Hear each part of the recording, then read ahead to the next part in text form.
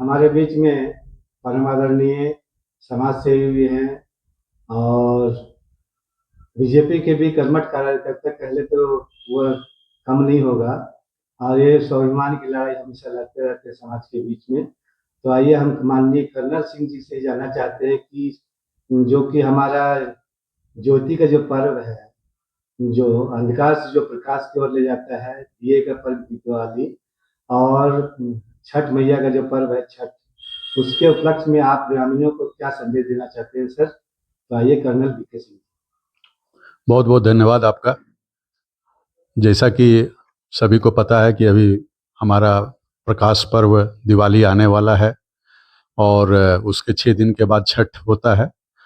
मेरे यहाँ पर जितने भी क्षेत्र में रहने वाले जो हमारे परिवारजन हैं, जो हमारे आस पड़ोस के लोग हैं, जितने भी यहाँ के जनजाति लोग हैं, सभी को दिवाली की बहुत बहुत बधाइयाँ और छठ पूजा की बहुत बहुत बधाइयाँ, क्योंकि छठ पूजा हमारे इस इलाके का महापर्व हम लोग इसको कहते हैं।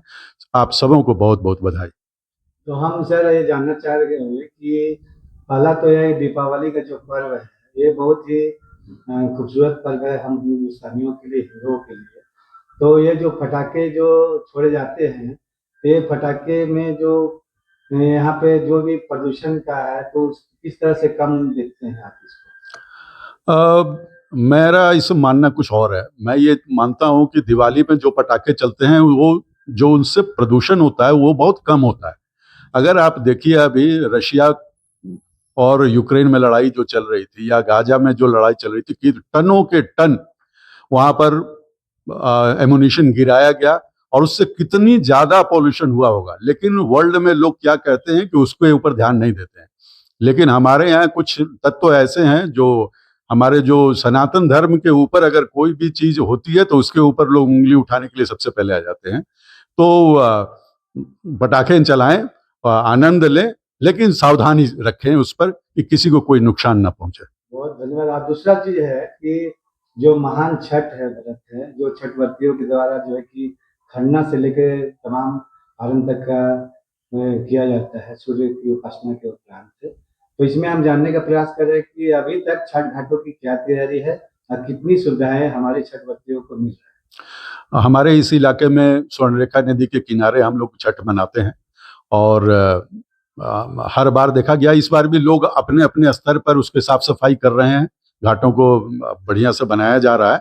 लेकिन यहाँ पर प्रशासन की तरफ से या किसी भी बड़े नेता की तरफ से कोई भी सुविधा मुहैया नहीं कराई जाती है। इसका हम लोगों को दुख है, लेकिन क्या करेंगे, पर्व त्योहार तो करना है, तो इसीलिए लोग सब कोई अपने अपने घरों से निकलते हैं, पूरे घाटों की साफ सफाई करते हैं, ब्लीचिंग पाउडर भी छींटते हैं और उसको सजाते हैं, संवारते हैं कि छठवर्तियों को कोई तकलीफ ना हो। और इस बार भी हम लोग आशा करते हैं कि सब लोग इसमें आगे बढ़ चढ़ के हिस्सा लेंगे और घाटों को साफ करेंगे। जैसे छठ व्रतियों के लिए क्या सुविधा देते हैं? जैसे कि और जगह हम देखते हैं, चाहे जेपटू का तालाब हो या टाटी तालाब हो या अन्य तालाब पे, जैसे कि उन लोग के लिए दूध का व्यवस्था होता है, चाय की व्यवस्था होता है, फल भी दिया जाता है और भी सुविधाएं रहता है। वहाँ पे चेंजिंग रूम दिया जाता है महिलाओं के लिए। आपके यहाँ क्या सुविधा है? जी हाँ, हमारे यहाँ भी घाट पर चेंजिंग रूम हम लोग लगाते हैं और एक हमारे पास एक हेल्प डेस्क हम लोग रखते हैं, जहाँ पर कोई भूला बिसरा हुआ कोई आदमी अगर बच्चा खो जाता है उसको भी हम लोग ये करते हैं। छठ व्रतियों के लिए दातून, दूध, उनका नहाने का सामान, नाश्ता का सामान, गरम गरम चाय, ये सारी चीज़ों की व्यवस्था होती है।